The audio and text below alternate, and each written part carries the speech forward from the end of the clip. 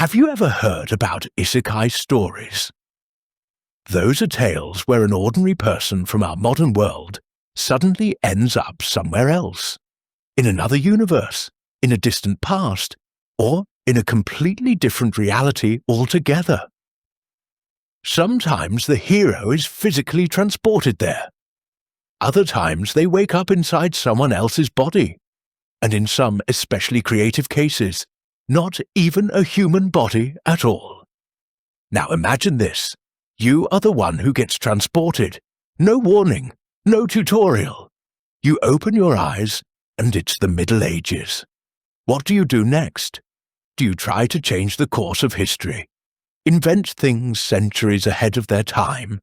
Or do you simply try to survive and enjoy life as much as possible? Although enjoy might be a strong word here.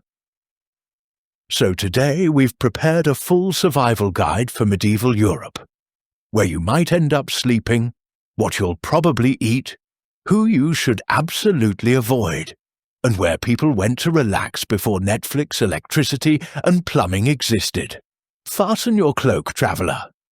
And if you don't want to get lost in any historical era, don't forget to subscribe to the channel and leave a like under this video. Let's start with the worst possible scenario. You appear on a road in the middle of a forest. There's a very high chance this is where your journey could end before it even begins. Medieval Europe was covered in dense forests, stretching for miles in every direction.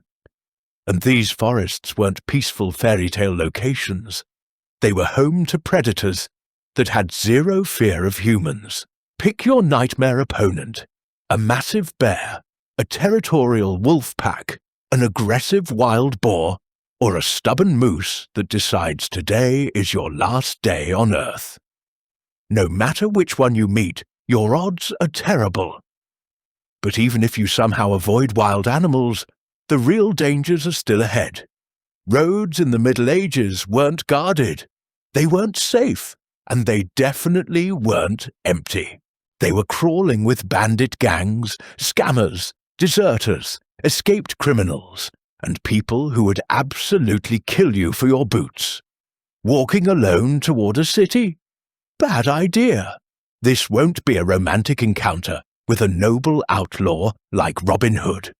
Most likely, you'll be stabbed, robbed, and left on the roadside without anyone even bothering to check if you're dead. So stay alert. Interestingly enough, despite all this danger, medieval people weren't as isolated as we often imagine. Roads were full of life. Along with criminals, you'd meet pilgrims, wandering preachers, merchants, beggars, messengers, and travelers just like you. And sooner or later, someone among them might actually help you. After countless risks, dirty paths, and near-death experiences, you finally see it. Stone walls, towers, a city on the horizon, relief. At last you think, rest, but don't celebrate too early. Getting into a medieval city isn't free. Only certain people can enter without problems. Everyone else pays. And usually it's not cheap. Now imagine another problem. You're wearing modern clothes. That alone would get you arrested instantly. Or worse.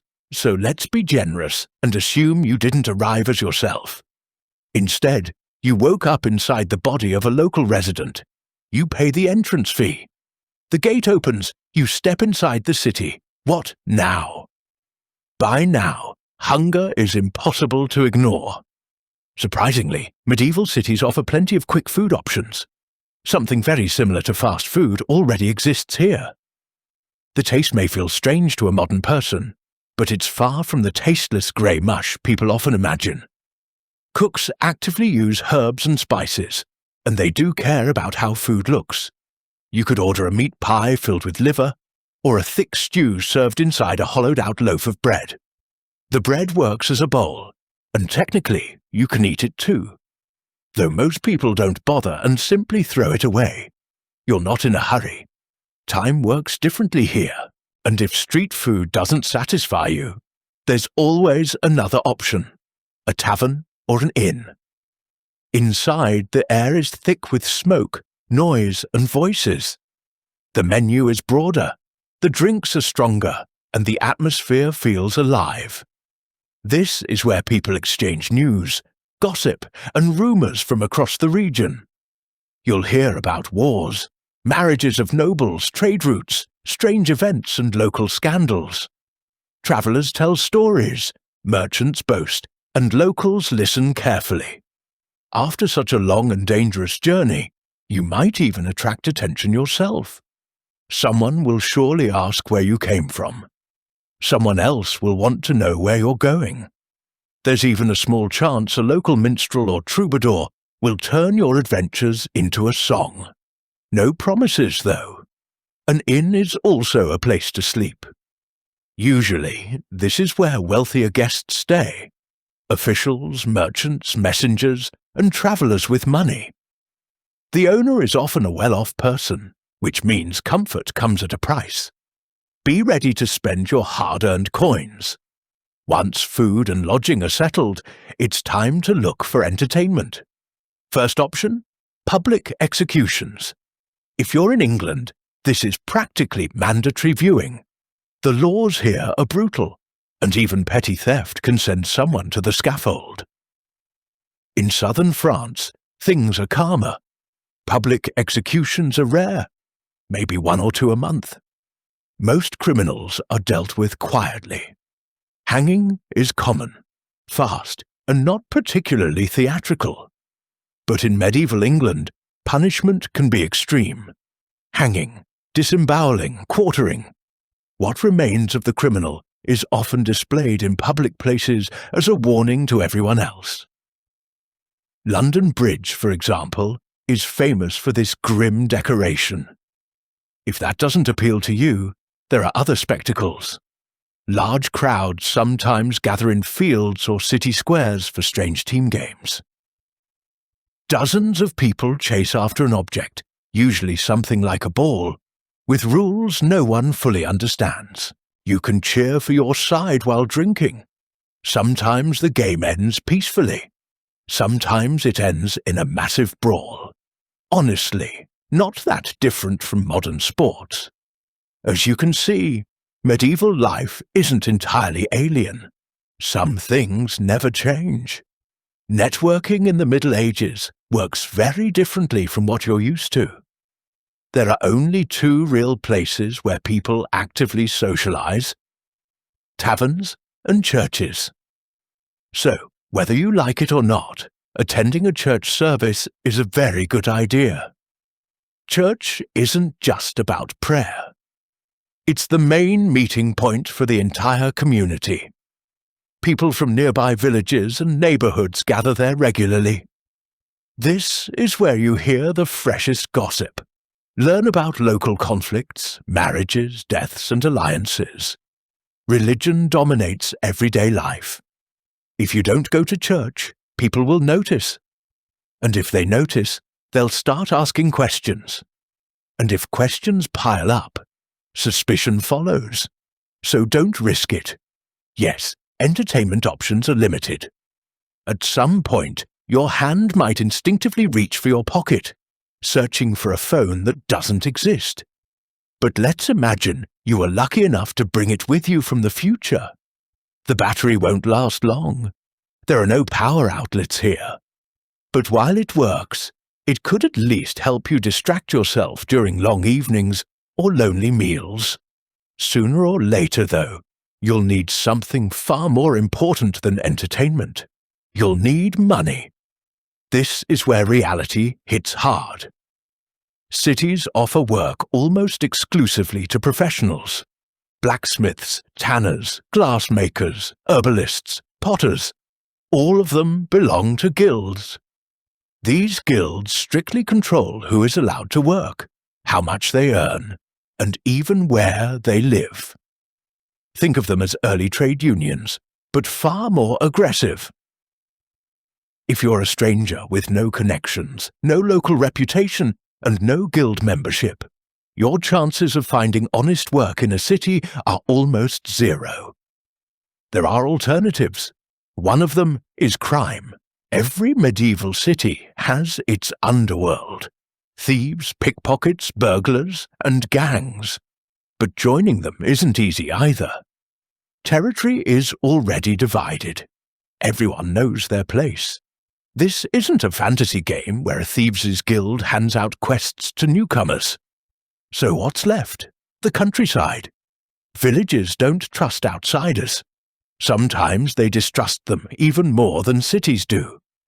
But if you manage to prove yourself useful and loyal, life there becomes simpler. You work the fields, you help with the harvest, you bathe in the river, you go to church, you celebrate endless religious holidays, no mortgages, no rent. If you need a house, you can simply cut down trees in a nearby forest and build one yourself on the edge of the village. A quiet, predictable life. Speaking of bathing, let's destroy another myth. People in the Middle Ages didn't hate water.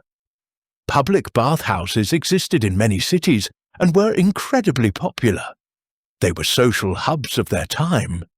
Bathing wasn't a luxury reserved for the rich. It was cheap enough for almost anyone. Take Paris, for example. Dozens of bathhouses operate there. You're offered hot water, soap, and sometimes additional entertainment. Cleanliness, surprisingly, isn't as rare as you might think. But no matter where you live, city or village, one question remains unanswered. Who are you, really, in this world? Almost no one imagines themselves as a simple peasant. In our fantasies, we're knights, poets, warriors, heroes, riding into battle, singing songs, serving the crown and winning glory. Reality is far less romantic. Most likely, you've swapped bodies with an ordinary villager, and tomorrow you'll be sent to harvest cabbages. If you're lucky enough to land in Spain or Portugal, your odds improve slightly.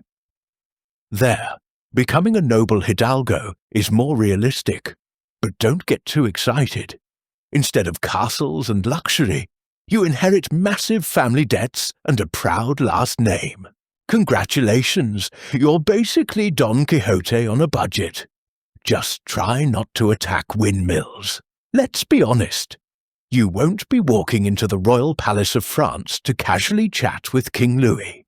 You won't convince him to rethink his marriage, cancel political decisions, or listen to advice from a mysterious stranger with no title, land, or influence.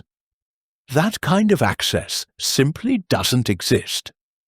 Of course, you could try to impress scholars or educated clergy with knowledge from the future. You might talk about electricity, airplanes, rockets, or space travel. But stop for a moment. How much do you actually remember from school physics or chemistry? Try this. Without looking anything up, draw a working bicycle. Then explain exactly how it functions in detail, so that someone could build it from scratch. Not so easy. And yet a bicycle would be a revolutionary invention, cheap, efficient, and incredibly useful. If that feels too ambitious, think smaller. Consider the watermill. Understanding its principles and explaining them clearly could dramatically change local production and agriculture. Devices like this transformed Europe even without modern science. And if you're not technically minded at all, don't worry. You can still introduce something brilliant. Pockets, yes, pockets. Clothing in the Middle Ages didn't have them. People carried pouches, bags, and small sacks everywhere. Simply suggesting that pieces of fabric be sewn directly into clothing would blow minds. You'd be seen as a genius, a visionary, the person who changed daily life forever. With pockets, your reputation would spread faster than any invention involving gears or wheels. Eventually, the day comes to an end. You lie down on a narrow bed in a rented room at an inn. It's not luxurious, but after everything you've been through, it feels comfortable enough. Tomorrow, medieval life continues. But for now, you sleep. And when you wake up, there are no stone walls, no taverns, no muddy roads, just modern life waiting for you again. Work, study, routine. Still, there's comfort in that. You can drink water without fear. You don't worry about bandits on the road. And your clothes have pockets. Hard to argue with that. Maybe, after all, we really do live in the best possible time.